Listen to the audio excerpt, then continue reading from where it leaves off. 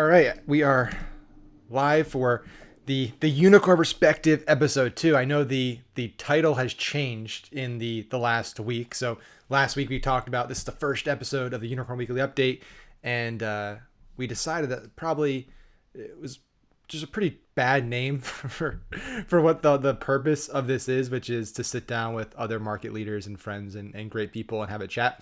So the name has changed. The Unicorn Perspective is the new name. So Depesh, you get to be the technically Josh was the first guest on the Unicorn Weekly Update, but you're the first guest on the Unicorn Perspective. So you guys both get to be first, which is exciting. And I promise for everybody, there'll be no more name changes. This is the final name. We sealed the pact in blood on the paper that we wrote the name on, so it's all good there. I apologize that we're running a little late today. We had some technical issues, but we're all good right now. I wasn't going to call you. I was going to say it could have been me, right? We could have had some technical issues here. It's Orlando. It could be storms. It could be stuff. So, but yeah, it was all your fault. That's why we were late. That's why we're 7 minutes late today. But it's great to be chatting, man. We've gotten to become pretty close the last year or so. We met for the first time in Bangkok, right? It was around December, and my wife Larissa and I went out there, and Depesh and Shalina, his amazing wife, were out there, and we kind of hit it off, and we got to spend time in Bangkok speaking at the same event, and then we got to go to Phuket with Tim and a lot of great people, and did a lot of firsts. I think you and Larissa was the first time snorkeling, which was a fun adventure to to see multiple people trying to snorkel for the first time on Monkey Island was exciting. But it's great that we're able to sit down and chat and dive a little deeper today. First of all, you just had a mastermind that I'm sure went really well, and I'm sure I've heard great things about it. And you're renting a home right now. So where are you right now? So we're in Calgary, so we've got some family here. Love to spend time out here. It's the outdoors. It's so different to London. Like London is so hectic and compressed. I don't know if you spent much time in London, but Been there a few houses are times. small, streets are small. Yeah, it's just like spaces at a premium. Whereas where we are right now, it's just all kind of mountains and fresh air, which is a treat for us as well. So we've hired a place. We come here for 3 weeks. It's part of a kind of bigger vacation with the kids and essentially keeping them busy over the summer holidays. Yeah, so that's a big question. That was like my first question I was going to start with is how do you guys do so much stuff? Like Larissa and I mean, we don't have kids yet. We've started the process on kid number. We decided we want to have the first kids, so we're working on that now. But like we find it hard enough just with two dogs to travel all the time and do stuff. I feel like you guys you're traveling all over the place. You're doing masterminds all over the place. And I know you bring your kids with you a lot, but how are you handling that? Do you have just the world's best babysitter or great family that you're able to do that? Yeah, a bit of both. So family is so important. So my in-laws live about 5 minutes away from us, so that gives us a huge support. So like went to Fiji with Shalina, went to Singapore with Shalina, San Jose. The family are great to kind of plug in. We also have some support with the kids in the house as well, externally. We also have a really good office manager who's able to not just help with the business, but help out with the family as well, like just ordering groceries and make sure the lunches are done and make sure the kids are going to their classes and stuff like that. So she's not quite a nanny as such, but she helps out in that capacity. We've had nannies and au pairs in the past. Just like hiring any role, it's kind of hit and miss, and sometimes you find great people, sometimes not. And we are looking for another full-time nanny right now. But really, I think it's the support network you build. So often people say, like, how big's your team? And in my mind, I'm thinking, right, I've got media buyer, analytics person, this. But actually, the team is bigger. Like, I've got my in-laws, I've got the office manager, we've got other friends that kind of help out. That's so important for us to be able to do what we do. And not just for me to, like, even if I just go on events and kind of talk and stuff, there's still a big impact on the family life at home. And again, we have people to kind of help out. And then, like, when you're out of the business, you need a great team and processes in your business to just let you be released from that. Like 24 months ago, I would not have been able to do this because our businesses were not in the position they are now. I went to Alaska last week of July, and I literally switched off for the whole week. And that for me was difficult. No business, no Wi-Fi, no Facebook, no nothing. but it was so good. Spend time with the family, go touring and all that kind of stuff. I wouldn't have been able to do that had I not invested the time and effort in actually building the processes, hiring great people, and for them to be able to keep things ticking over. Like even right now, we're in Canada, where we've got some major renovation work going on in our house, and our office manager's there every day and just checking in on everything. She's feeding back on WhatsApp and buying stuff for us and all that stuff. By the time we go back in end of August, our house will be renovated and we'll have a new office built at the back of the garden. And that again is awesome because I don't need to be there. I've got someone that can actually look after it. So support networks are so important. Yeah, so you're living the dream. That's what it sounds like right now. You get to travel. You have a business that you, because I think that's a lot of people. I think the dream initially is the money. It's I want to make a lot of money. But what you just said is at least the dream for me. It's the dream for a lot of people is to be able to like disconnect for weeks and just go somewhere and do whatever you want without working, and you come back and the business isn't on fire, and the world's not over. And most, I would say, a vast majority of people in our space can't do that. They're so tied directly to their business, and the day to day so dependent on them. Everything's so dependent on them that if they go away for a day, all of a sudden it's anxiety. That there's issues, there's challenges. So, I mean, that's incredible that you're able to do that, and you built an infrastructure and a system that allows you to say, hey, you know what? I need to clear my head for a week. I'm going to go spend some time, turn off the phone, turn off the computer, and which probably isn't hard when you're going to Alaska. I'd imagine it's a pretty rural, like, or disconnected place. Probably a pretty good place to go clear your head and you have a good excuse. It's like, well, I couldn't get service because I was in Alaska. I didn't have I didn't have access to anything.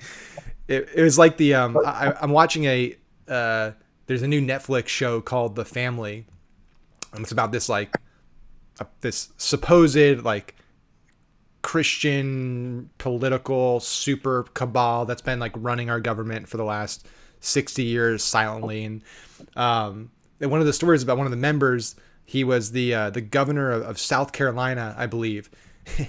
The dude just went missing. Like, he just vanished for a month. And it came out eventually that he had an affair and all kinds of stuff. That's why he was doing it. But like, the story was that he just went to the Appalachian Mountains and just was hiking for a month. The guy was like a sitting governor and just left, didn't tell anybody where he's going. And it was like a big news story back in the 2000s. So I think some people, you can't do that, right? Even though like like Teddy Roosevelt back, like things have just changed. And this kind of leads to my next point, which is about technology and access to communication and access to you from your team members and students and stuff. Like back in the day, Teddy Roosevelt, a great president, pretty famous U.S. president, he would just go to like Camp David or just go hunting for like a month or two while he was president, like sitting U.S. president, and he would just go for a month or so and he would come back and go back to the office. Like, impossible. You can't do that now. And I'm curious for you, like, how do you handle that? The pros of technology, which is it's great that you can get a pulse of your business. You have Slack, you have Skype, you have all these different channels to stay in constant communication. The pros of that, while also ensuring that it doesn't control your life, because it's kind of a double-edged sword. It's hard to split those two things. Absolutely, it is really difficult. I'll give you an example. Like, I'll show you this here. Yep. This is the Aura Ring. I don't know if you've heard of it. So a couple of months ago, I was looking for a heart rate tracker because I wanted to track my sleep. As you'll know, as someone who's deep into data, the more things you can track, the more you can improve them. So I wanted to improve my sleep.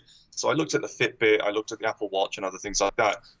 And one of the things that really turned me off was getting notifications on my wrist. Like my phone, for example, is always on silent apart from phone calls.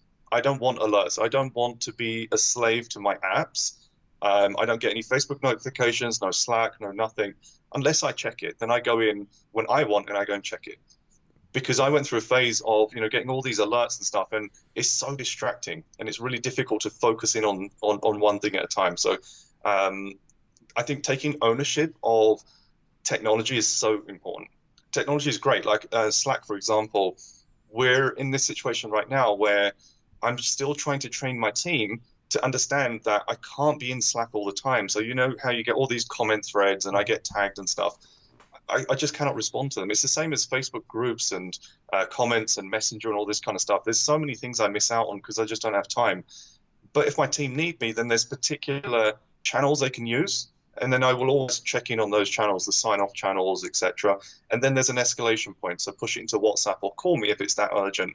And I think you do need to build those processes in place to make sure that when, technology is an amazing enabler. Like I remember, and I was around back when the pager was a thing. So I had a pager. I couldn't communicate with it, but if people wanted to send me a message, I could get the message. And things have moved on to such a point now where you can instantly ping anyone, and to the extent that you can find a celebrity on Facebook or Messenger, you can ping them and sometimes you get a response. There's people that ping Gary Vee and they're shocked that they get a message back from him. Like that's the kind of access you have right now with tech. But from the perspective of someone that gets a lot of messages, you have to take ownership of that. You have to create the process and set the rules and the boundaries yourself, because tech is not going to help you do that. And that's True. the way I've kind of survived all of that right now. It's so true, and it's funny. I think a lot of humans, we like to think that we're so advanced. We've done so many amazing things compared to pretty much every other species, right? We have these massive brains and we can think and stuff. But when you start to look at our behavior, it's not that different than rats in a cage. Like you look at just famous studies that Pavlov has done, it's like what happens on your phone every time a noise happens. Like literally everyone watching this video right now, if right now while you're watching this video your phone dings, you are going to stop watching us talk and you're going to look at your phone.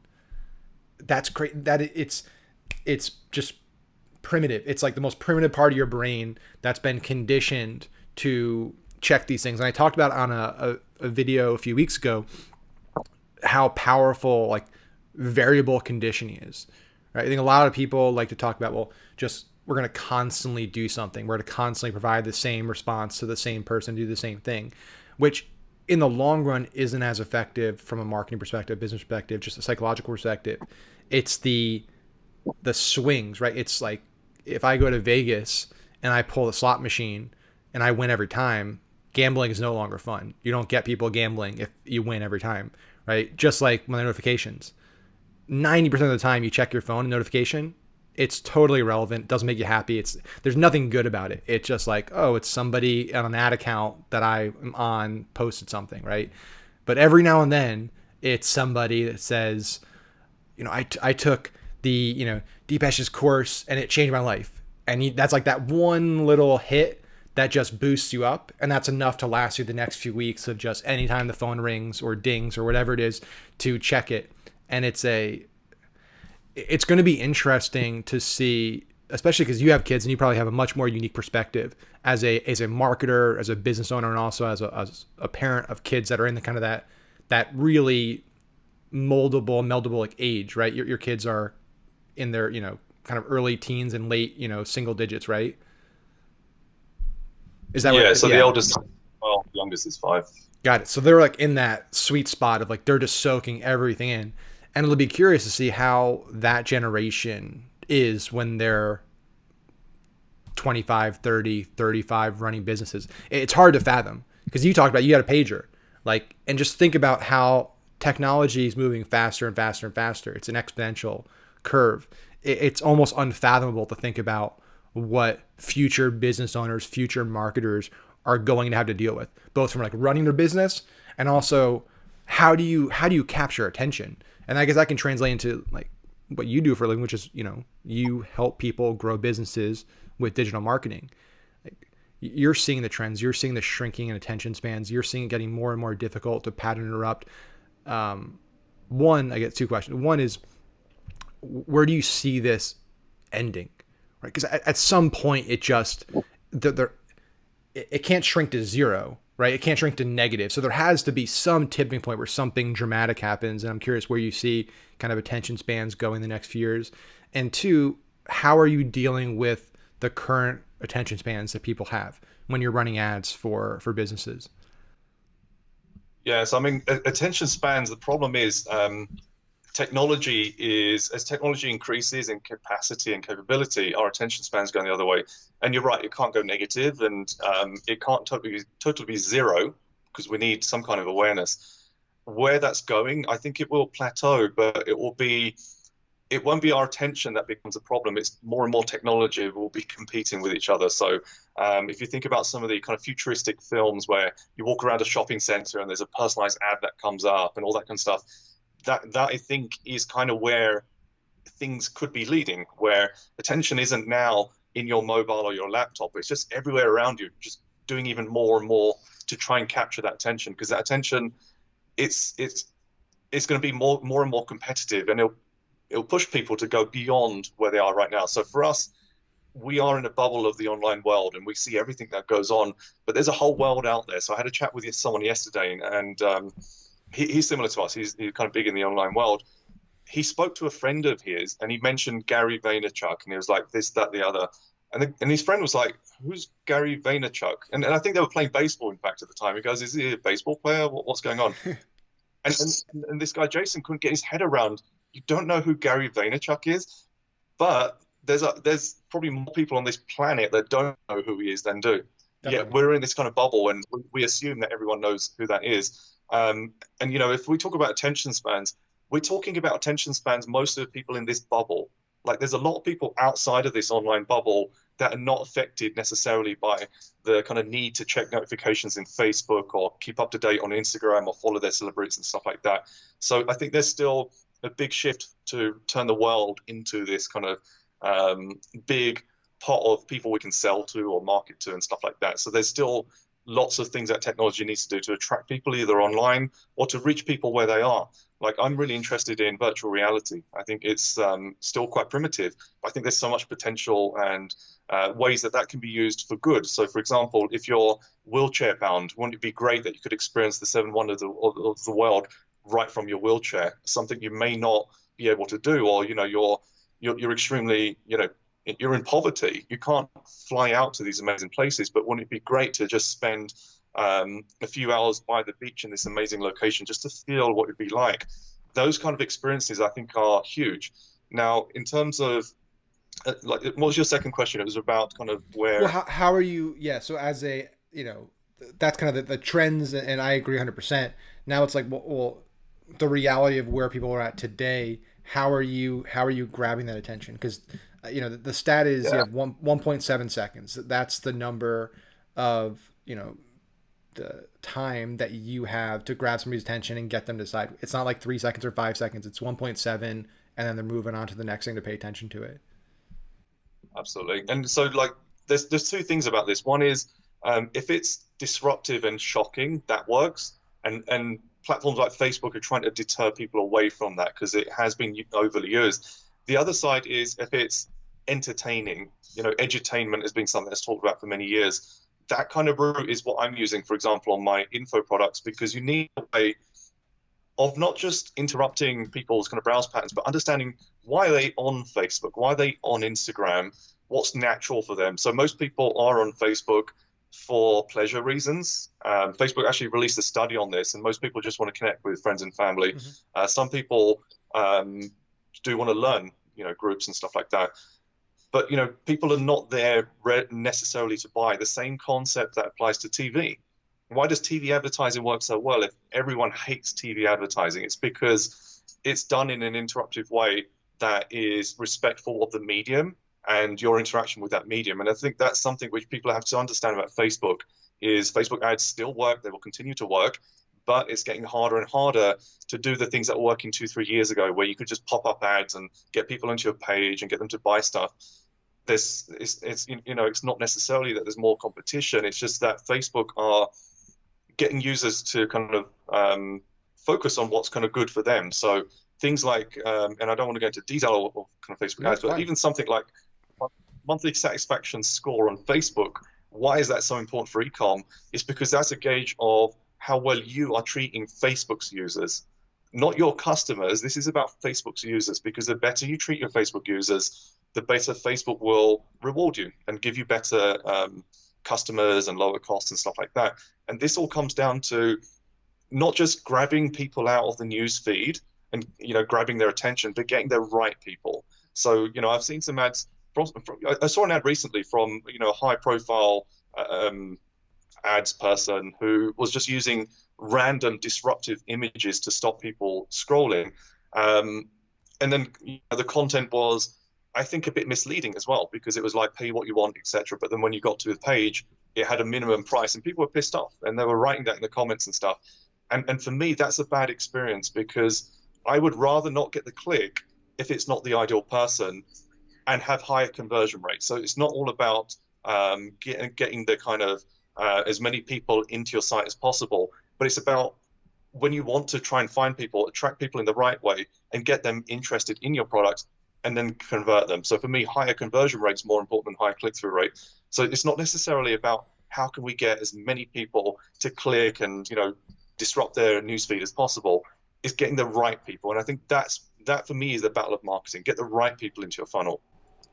Yeah, it's really true. I think that's I've seen a ton of those ads over the years, and it's I think it's gotten a little worse because people are struggling more and they're trying to figure out like what can I do to compete, and it's a subtle difference that I don't think a lot of people understand of pattern interruption with relevant content that agitates your actual problem and that sells kind of your personality and your unique voice.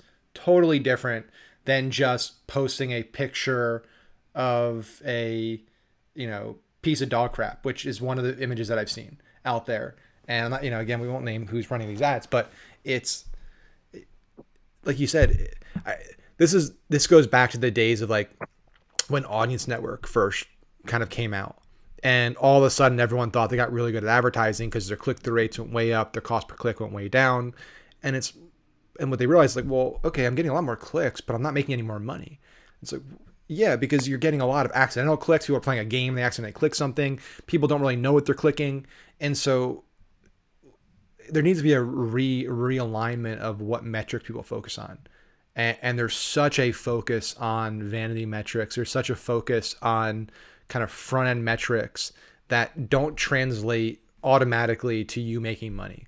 And like you said, it's, at the end of the day, I would rather have a 2% click-through rate and have, a 3-4x ROAS ad than a 5% click-through rate on an ad that makes no money. Like that.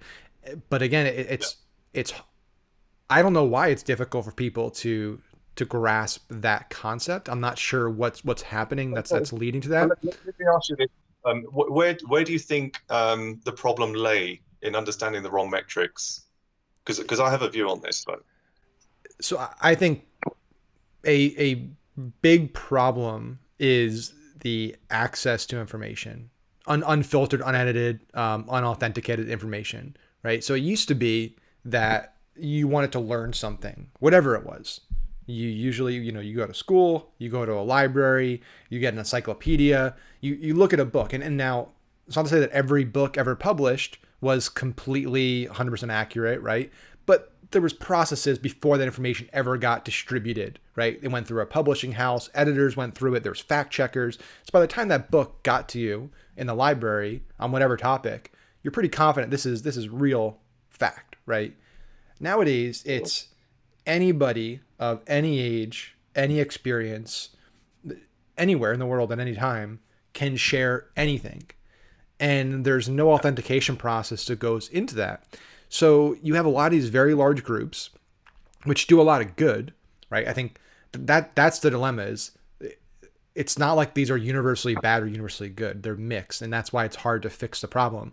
But you have these big groups where a majority of people in the group that are active are not very successful. They're struggling. They need real help. And there's people out there that are have, let's say, less than standard ethics. They have pretty poor morals, and they don't really care about whether this person fails or succeeds. They care about making money and their bottom line, and they're willing to share things and post things that aren't true. Or are grossly exaggerated. And so you have these massively susceptible people that are usually new to marketing. They're new to Facebook ads. They're new to funnels. and they don't have any baseline knowledge. They just know, hey, the ClickFunnels group or the Facebook ad buyers group, this is where all these people are. So I'm going to go there. I'm going to trust everyone that says everything. And that's what they see. They see screenshot after screenshot. They see post after post. And if they don't know any better, they don't know the difference between, Tim Bird or Ezra Firestone or you posting something as opposed to somebody that's a total fraud. They don't know that yet. And that's really dangerous. And I'd love to get your feedback, but my view, and I think there needs to be some type of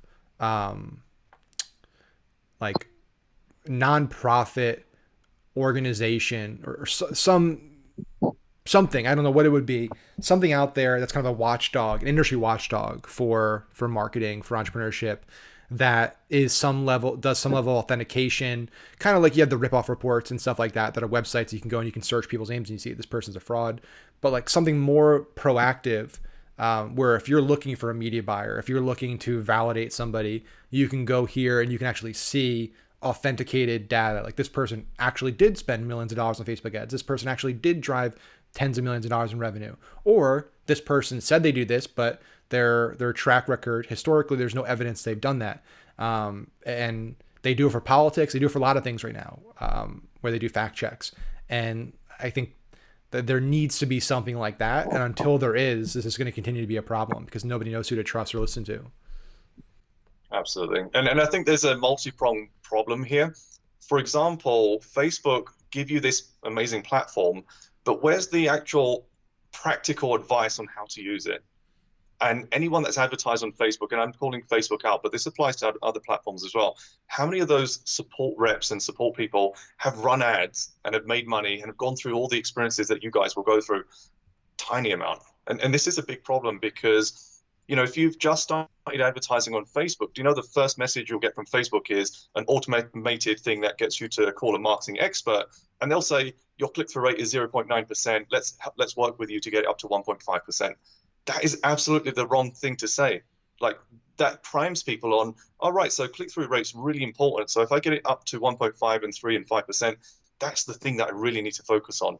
And that creates a bad experience because now people are focusing on what are essentially vanity metrics, and it distances themselves from ROAS, from CPA, and all the kind of metrics that are going to make a difference, because Facebook themselves don't really kind of think in that way as well. For them, it's about getting engagement on the platform, and that relates to better quality users and stuff like that. Whereas we kind of look at it from the back end of it, right? What's our average order value? What kind of CPA are we aiming for? What kind of ROAS can we get? And then we start to filter the rest of it out because we're seasoned. We've done this for many years. And with Facebook, for example, there's 3 layers of support: marketing experts, that many of people are contractors, or they're just working off a guidebook. That's it. Then you get your partner reps who are great for access, but haven't really run their own ads, and they're using knowledge from other ad accounts and giving you advice. Then you've got your high-level reps. These people are actually a lot more experienced. I've learned from these people as well, but there aren't enough to go around. And so that then leaves a problem because 7 million advertisers, which is the number which are on Facebook right now, need advice and support. Where do they go? And if you look at 7 million advertisers versus the biggest Facebook group, Facebook ads group, which I think at the moment is Ad Hacks or Ad Buyers, is over 100,000 people, that's still a drop in the ocean of the total number of advertisers out there. And that's where these scammers play. They see the advantage and they prey on the weak, and they start selling these programs and coaching and stuff, and they scam people out of money. But the other problem is, why are the scams happening? Why are people not using due diligence? Is because they want the fastest and cheapest route to success. Yeah. And this also creates a problem. Like, if someone wants access to you, Max, you're going to have a premium because your time is so valuable, your experience is so high, you're going to charge your worth. Now, someone will look at that and say, well, Max is charging this guy randomly that just contacted me is charging that, I'm going to go with the other person. Then they'll come back 3 months later, oh, that person scammed me, this, that, the other. But, I see this happening all the time. And people prey on the weak, but it's obviously the scammers are at fault here, but it's also the people that allow themselves to be scammed, if that makes sense. So, I totally agree. There's accountability on both sides. Like that's it's not a popular thing to say, right? It makes you sound like you're blaming the victim, and that may be true, but I thought this for a long time, and I think this beyond just Facebook ad scams. I believe, and this may be unpopular and maybe lead to some hate, but like Nigerian prince scams, Ponzi scheme. Like I watch American Greed, one of my favorite shows on CNBC. Almost every one of those, you as an individual have to take some accountability, right? Somebody comes to you and says, I guarantee you that I can make you a 10% return monthly. You don't even have to be like an economics major or a finance major or know Warren Buffett or anything to understand that it's not possible. It's not feasible. It's totally impossible, right? You look at Warren Buffett and the greatest traders in the history of trading, and they're, what, 8, 10% year over year over their career, right? Over annual. And they're the best. They're the best in the world. And so it's when people promise you these incredible returns, they make these massive promises, and you give them all your money and you put all your eggs in that basket. Now, it's terrible what they did. The person that did it to you, still incredibly terrible. They're in the wrong. They're the real criminal and they should get punished. But I think everyone needs to, we all have so much access to information, right? We all have, the playing field has been leveled. I get it maybe 20 years ago, 10 years ago, 50 years ago, 100 years ago, when there was a monopoly on information, right? That used to be the big thing. It's the elite and the powerful had a monopoly on knowledge. The wealthy and rich could go to colleges. They could invest in the best. And so they knew things that the masses didn't know, right? If you lived in the Great Depression and you were, living on the streets in New York, like you didn't know what was happening in politics. You didn't know what happens in the economy. And it's very easy to get scammed when you have no access to information. But nowadays we have Google, we have, and that's a whole different story of whether Google's manipulating results, but we have a lot of access information, right? You can go out there and do due diligence, and pretty quickly you can understand this person's legit, this person has no idea what they're talking about, or the numbers they gave me are totally BS because here are like 10 people that are recommended as the top in the field, and here's what they're saying.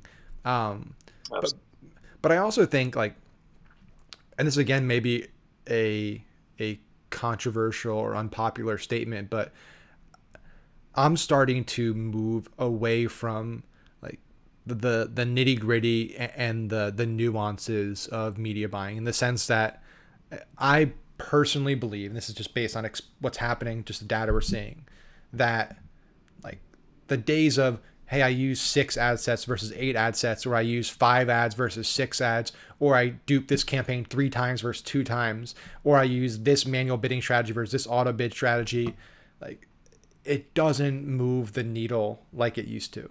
And I think there are so many people who are still like so focused on that. Everything they're preoccupied on. I need to know the account structure. I need to know the algorithm. I need to know all these things. And they spend all their time on that. And then you ask them, well, show me your ads, show me your product page, show me your product, show me your customer support. What does your packaging look like? What does your follow up look like? And it's or non-existent. avatar, like they don't even have that constructed. Like, who are you actually speaking to? And I think I'm completely with you on this. That the stuff that I talk about is generally marketing focused. So if you go back many years, you talk about the Great Depression. So in 1930s, David Ogilvy was doing, and I hope everyone knows who he is. If not, go and Google him. He was doing door-to-door sales for the Ager cooker, which was a super expensive cooker at a time where most people didn't have money. And for the first, I don't know, however many months, 3 to 6 months, he failed. But then he found a winning formula on how to market it and how to solve problems. And he became their top salesman when even the whole business, sales were down. He was outselling, and he just took that business to the next level because he focused on people's needs, their avatars, and he actually created strategies which attacked the opportunity but defended against any pushbacks. And he just literally left people with no choice but to buy one. And that kind of marketing, I think, is lost in the digital world because it's become so easy just to pump up an ad. Honestly, anyone can go onto Facebook right now and run an ad. Does not make them a marketer. That's the big problem I see. Like, of the 7 million people who have access to an ads account, how many people are actually running it profitably, effectively? 5,000, 10,000? I don't know. I don't think anywhere near 90%, 95% know really what they're doing. And that's the problem for Facebook right now, is they recognize there's a huge pool of people they need to monetize better. And that's why they're adapting their systems. That's where campaign budget optimization has come in. Honestly, if you look at the most easiest thing to do on Facebook is to find an audience. You can find people, like broad audiences are working so well right now. Finding audiences is not difficult.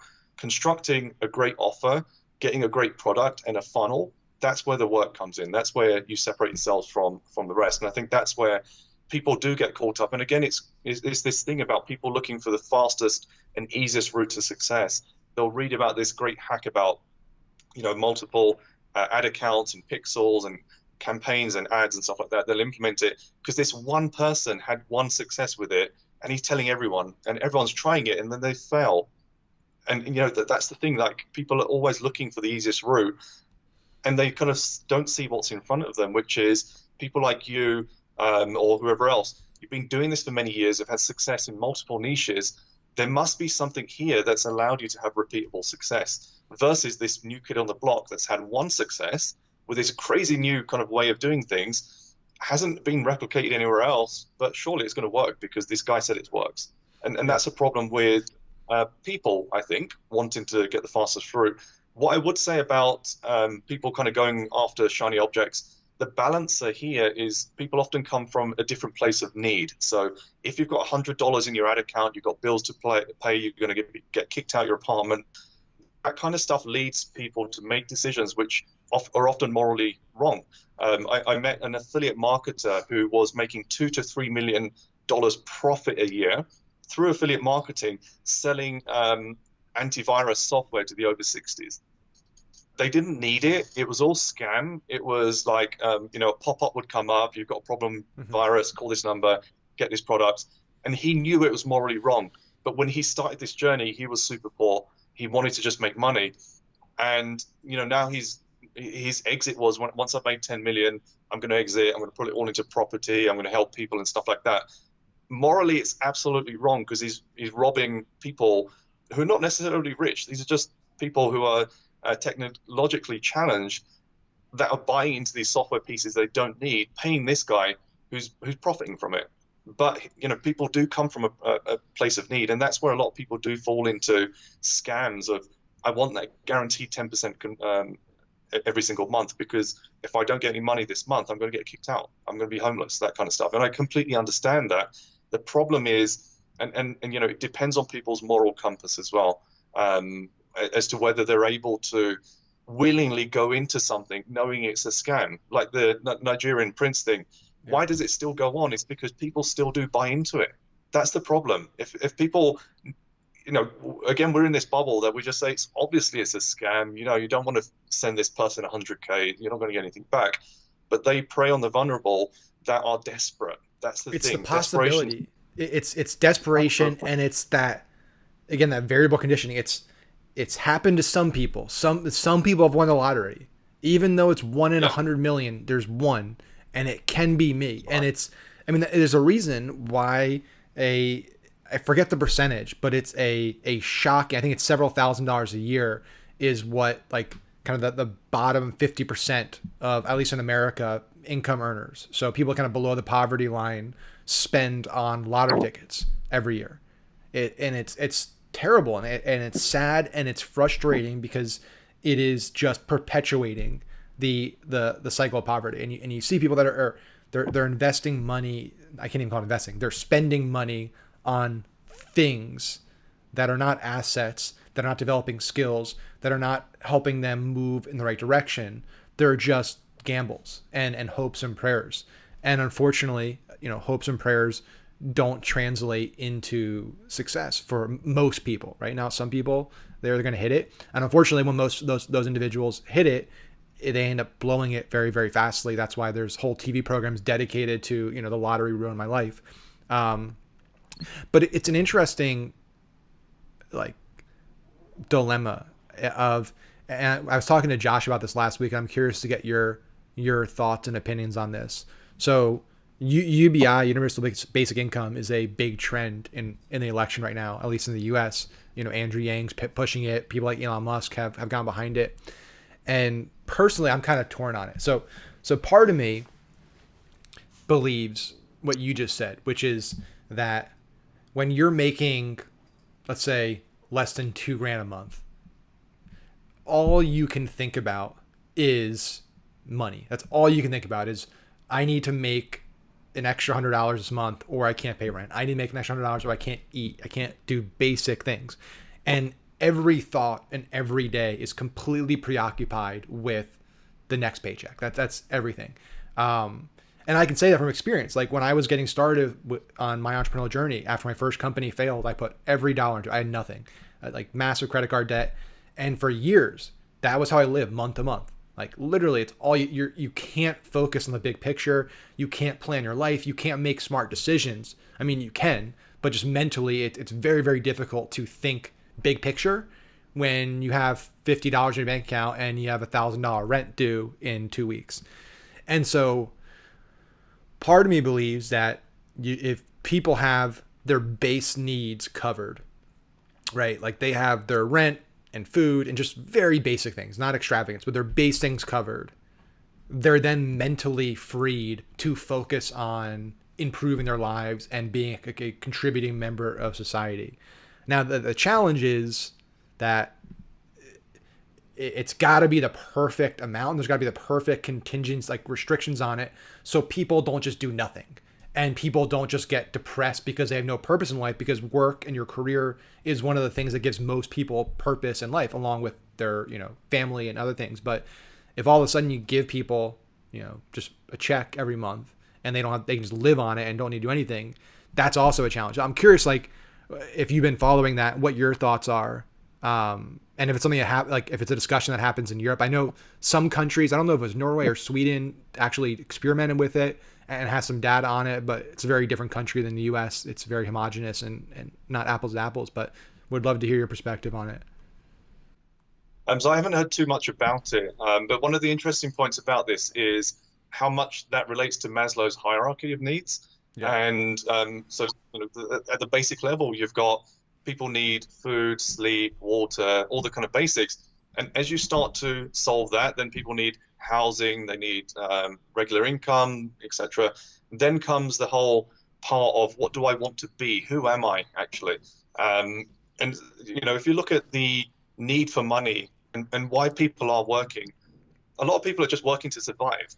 And there's a huge amount of the population that are just in the services industry or otherwise that need the income to get their food. If you talk about freedom, what is actually freedom for people is if financial freedom is their goal, what is the goal beyond that? Go back hundreds of years, right? People owned farms, they had their own land, they produced their own food and stuff like that.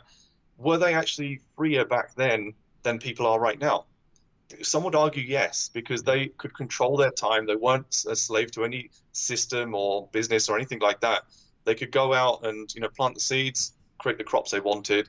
They could go and do what they want. Whereas right now, I think we are slaves to the system, and that is a real big problem. Even this whole schooling system, why was it generated? Why was it created?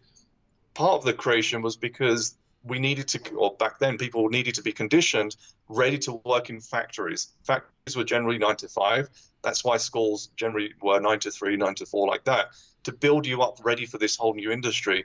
And that's why schools are failing people up so much right now, because we're in a whole different world. Like my kids right now, they'll get to a stage where they exit the school system. And, logically for my father, it was the only way to get a profitable high income job was to go to university. That was the only thing he knew. Yep. And that's what I was pushed into doing. Right now, when my kids come to that choice, I know there's a whole world of stuff they can do. And, my goal as a parent is to remove money from that decision making so they can do something impactful, purposeful, and fulfilling for them.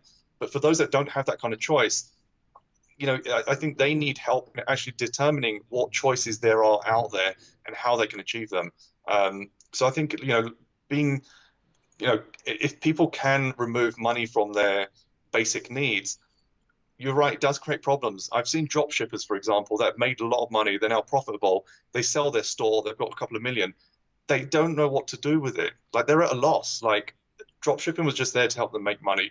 They're now sitting with a couple of million in their bank account. they are actually quite depressed. I've spoken to a few people at masterminds and stuff. They don't know what to do with it.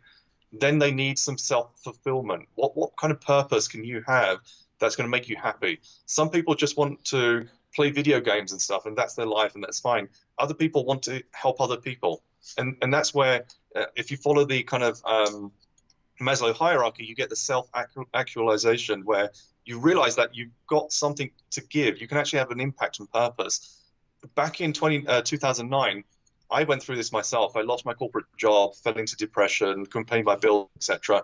And out of the back of that, I fell into affiliate marketing.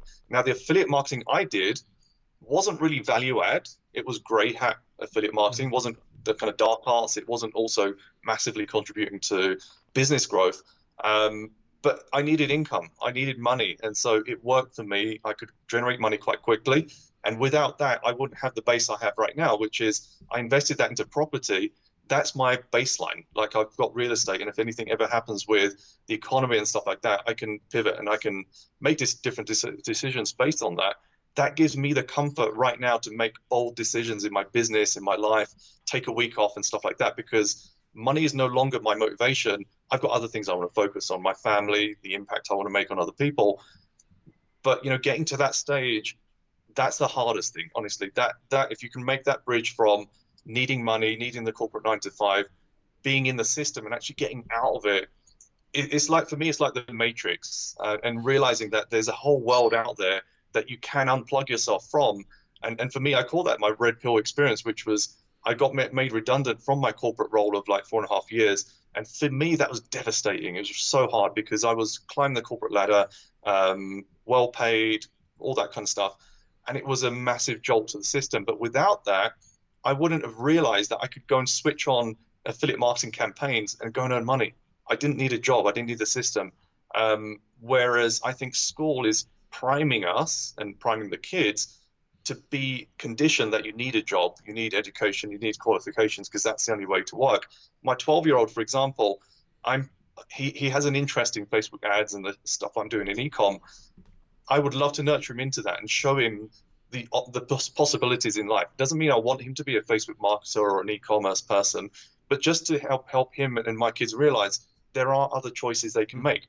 My daughter wants to be an au pair, like whether that becomes reality in 10 years' time when she's 18, I don't really care, but I don't want to limit her ambitions and say, no, you can't, because you know what I wanted to be when I was a kid? I wanted to be a chef. And my dad said to me, men don't cook, men don't belong in the kitchen. And that put me off. And up until to this day, I have a big regret that I would have loved to have followed that, because I still like cooking and I'm pretty good at it as well. But that's a career path that was blocked because of something that he was told by someone else, and it was all cultural or whatever it was. But I think that people are not shown the real choices they can make. Like, where in school do they show you, once you've made the money, what do you do with it, and how bad it is to just put it into savings? What about investing in stock or real estate and stuff like that? That is never going to be taught to people at school, because otherwise, who's going to run the factories? Who's going to work in the restaurants? Who's going to do all these kind of low-level jobs that people end up doing? And this is a whole society problem. It's not even just country or people based. I just think the world that we live in, like if you look at the world right now, if every single person was an entrepreneur, the world would fail. Where are the doctors? Where are the teachers? Where are the XYZ, the taxi drivers and stuff? So, in one respect, us as entrepreneurs wouldn't be able to operate without people in the system. But at the same time, we want people to come out of the system, and it's a big tug of war there as well. Yeah, I have. I agree 100%. I had a discussion the other day about this where it's slightly different, similar perspective, but slightly different. Of like, I think I agree on like the kind of elementary, middle school, high school. When you get to college, that's where, in my opinion, things get a little different, because I feel like we have this generation now of kids that are going to college, and it's this almost expectation that if I go to college, I deserve a high paying job in whatever, no matter what like career path, no matter what degree that I get, regardless whether it's engineering or a high demand skill, or whether it's classical literature or something like that. And the interesting thing is, liberal arts, which is what most students go to liberal arts schools, is the Latin term that it's based on is freedom to study. and it was designed for wealthy kids of big magnet tycoons and stuff. They could go because they didn't need to worry about money, so they could just go learn for the sake of learning, right? I could go learn about Plato and Aristotle and use great things to learn. I love history, but they're not gonna make you money. You're not gonna learn a trade. But now we have a lot of people going and learning these skills and then not getting great jobs and being underemployed when there are big openings and needs for actual like craftsmen and craftswomen and late like it sounds bad because this is the problem. People hear those terms, they think it's beneath them, like kind of like we were talking about, where listen, I went to college, I went to Dartmouth, or I went to Princeton, or I went to whatever the school is. I'm not going to be a plumber, I'm not going to be a carpenter, I'm not going to do these things. But the truth is that those are some really great career paths, and they're not going to be replaced by AI. It's going to be a long time at least before they're replaced by AI. A lot of the jobs that will be replaced by AI are kind of entry level legal work, entry level accounting work. A lot of the main career paths that kids who go to college take, and so it is this dilemma of you. In an ideal world, you want everybody to have the equal opportunity to pursue dreams and to be an entrepreneur and live this great life. The reality is that most people just won't make it, right? Most people fail. For every Mark Zuckerberg, there's 10,000 other people that tried to start a business and failed. And there needs to be a shift, I think, in like whether like just the titles and expectations of what's okay, right? The fact that, hey, being a tradesman and being in a union, having a great pension, all those things, like it's not a bad thing. That's a great career path. I'd rather be that than be an underemployed intern at an accounting firm or something like that. That my job probably could be replaced in a year by a computer, right? And again, I don't know how you fix that because I do think it's a massive systemic issue, and it starts elementary school, middle school. But I think it's interesting because those were started because they wanted to train people to be factory workers.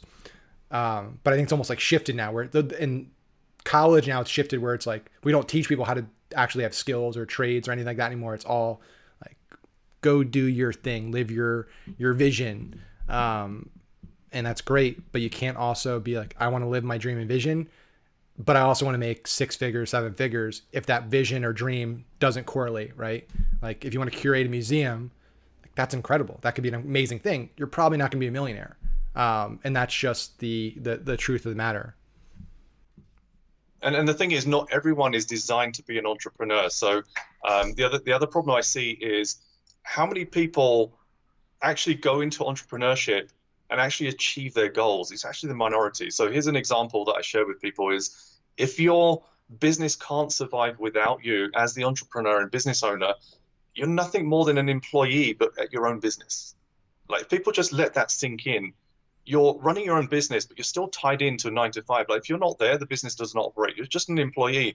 However, you've taken on a huge amount of risk because whereas when you're in the 9 to 5 and you're working for a company, they take on the risk of bringing in revenue. They just pay you a salary. Now, as an entrepreneur, you've taken on that risk, plus you're still a 9 to 5, and probably you're getting paid less as well. Like that does not make sense. And the thing about entrepreneurship is it is really, really difficult in the early stages. You have to really work hard. It's like a flywheel. So when you first start to move the flywheel, it takes a lot of effort, but then it builds up momentum and then it starts to fly on its own. And that's when you step back. And that's the point, I think, the kind of only point that as an entrepreneur you've achieved the first part of your goal is when your business, you can fire yourself and then you can do other stuff. Someone like Richard Branson, how does he operate so many businesses and come up with some great ideas and stuff?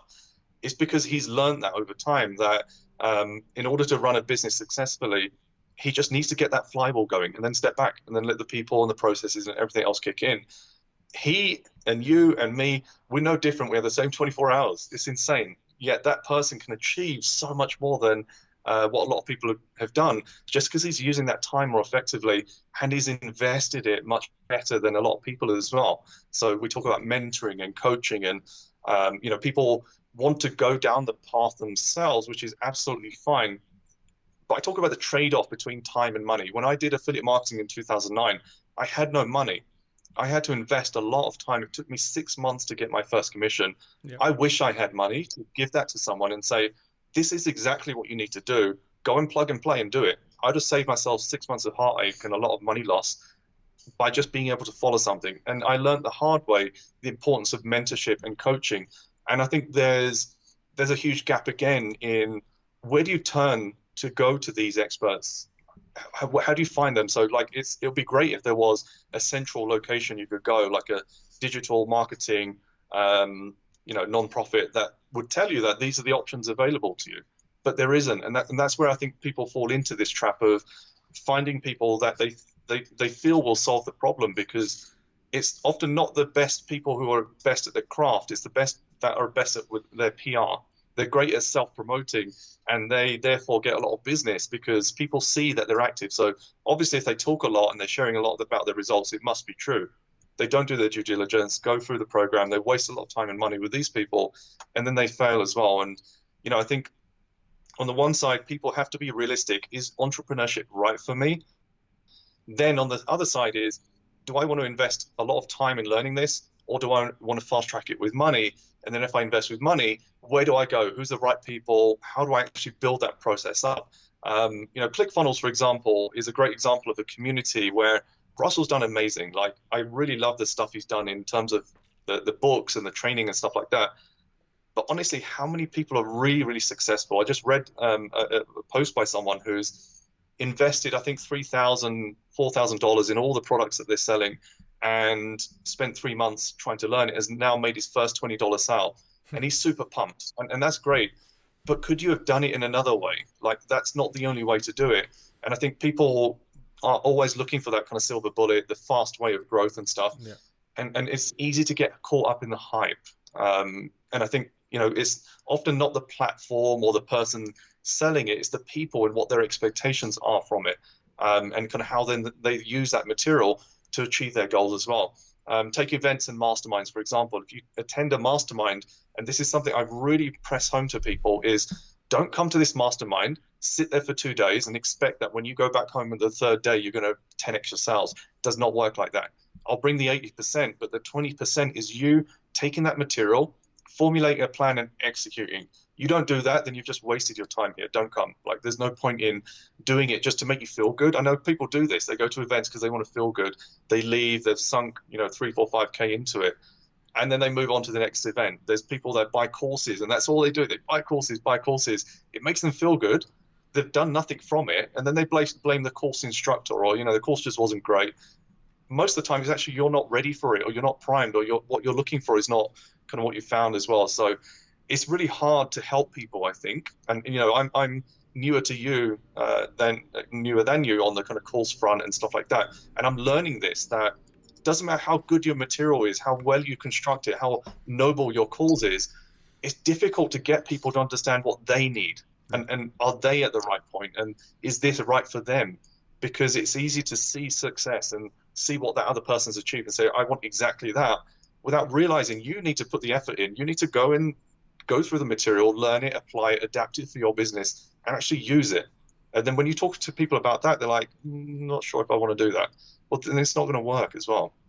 I mean, that's honestly why we restructured the pricing model of paid traffic training. I mean, that's why we switched it from a one-time $997 to a monthly $97, because it's everyone's kind of pushing the $997, $1997 course. Most people will buy that, never complete the course, right? It's because you drop the investment, you're very excited for a few days, and then you just get distracted, and there's no accountability. There's nothing happening post investment to keep you moving in the right direction. I think when you do something on like a monthly basis, they're getting charged. It's a much smaller entry fee, so the risk and the amount of effort they need to put in to get actual results and a positive ROI is much lower.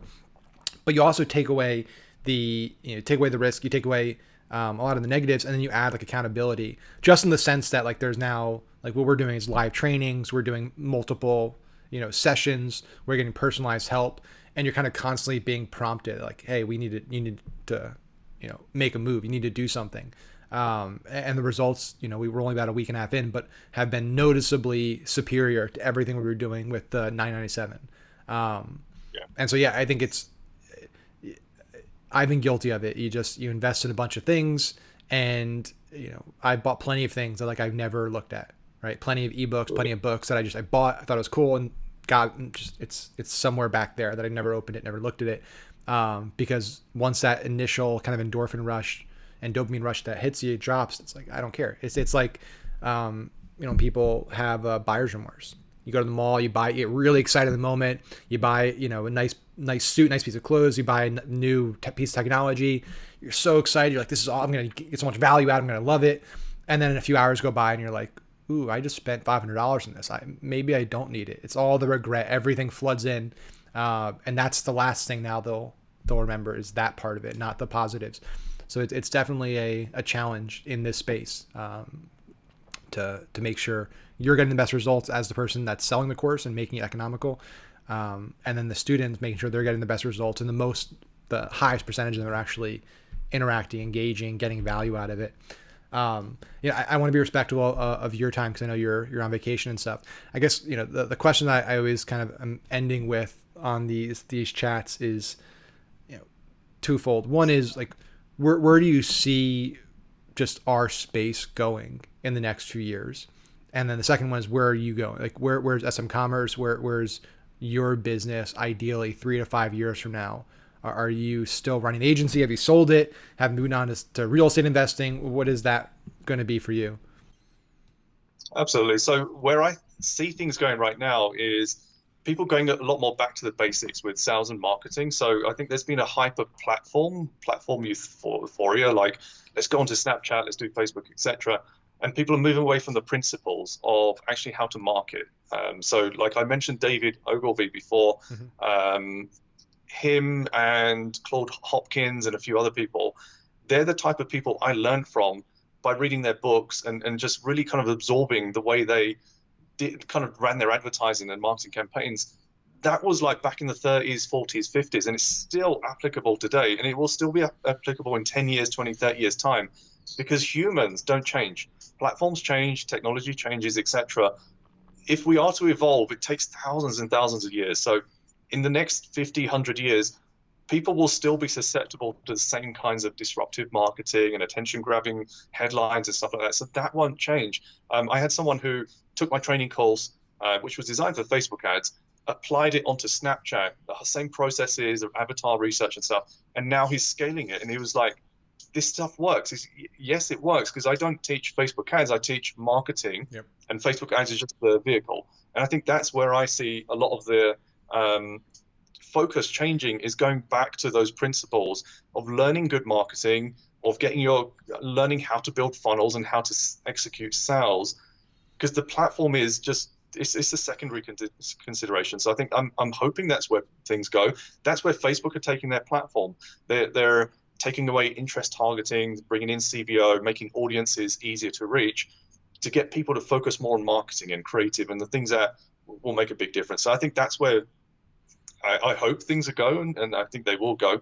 For me in particular, so one of the things that we did at the start of the year is we moved away from running media accounts as an agency. So we made a decision that it wasn't the most enjoyable, because it was really hit and miss as to the success we'd have with clients. And when we actually reviewed what worked and what didn't, many of the times, and you probably had this as well, it's the things outside of your control that limit your success. And what we kind of saw is the clients that followed everything we told them and executed, great results. Those that resisted or just did their own thing and it became a bit of kind of friction, that didn't work out. So we shifted away from media buying as an agency to do kind of audits, strategies, consulting, the whole training, the workshops and stuff like that. That's kind of lifted the whole team morale as well. Everyone's more excited now. We're actually getting even better results for clients. So we have like a support program where we kind of give them insights and feedback and have kind of office hours and stuff like that.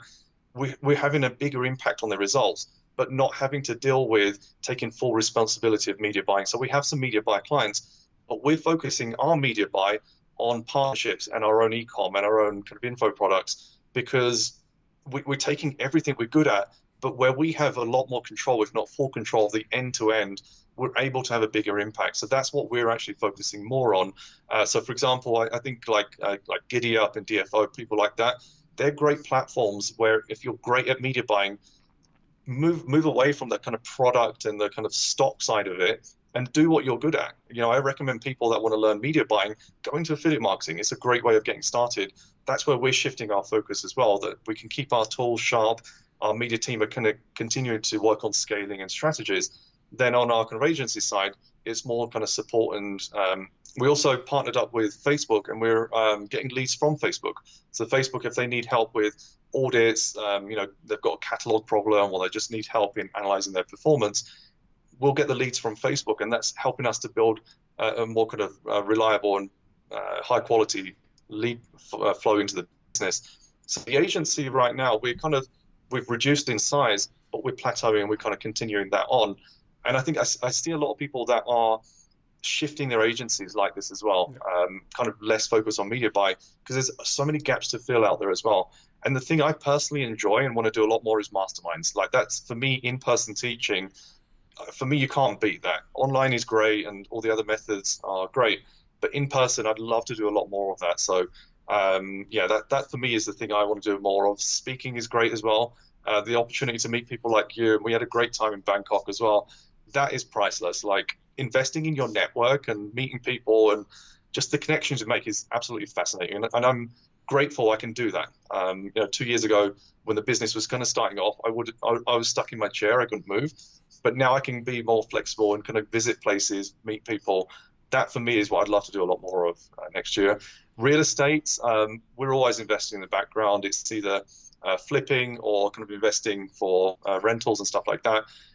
Honestly, if anyone's looking for long-term growth, I don't believe there's a better investment than that, especially with the kind of risks and things. One thing I would caveat is we're due a correction in the economy soon. So that's something I would just get people mindful of. So if you haven't invested in real estate and you're looking at it right now, just be careful. That's the only thing I'd say. But other than that, I think we're just looking for being open for ideas and opportunities as well. And I think that's something which, as an entrepreneur, when you've got your bases and your kind of money and other problems sorted, is just be open to opportunity and just see kind of what life throws at you as well. Love it, man. Well, I'm sure you will have tons of success, and we'll be hearing about it, along the journey. If people want to find out more, grab one of your courses, work with you, where can they go to do that? And we'll be sure to drop this in the show notes and everything after. Appreciate that. So depeshmandalia.com, everything's off that, or you can connect with me on Facebook. I spend a lot of time kind of supporting communities and interacting there as well. But yeah, just feel free to reach out through my website or through Facebook. Love it, man. Well, it was great chatting with you. That is the Unicorn Perspective, episode 2 in the can. We will see you all next week for episode number 3. I think it's either Tim or Ezra next week. I gotta pull it up real quick and see. So next week we have Ezra Firestone. So we just continue to bring rock stars in the industry. So same time, same place next week. Depesh, man, it was great to chat with you. Send my love to Shalina. Larissa says hi as well, and we look forward to seeing you guys again soon. All right. Yeah, thanks, Max. Nice one.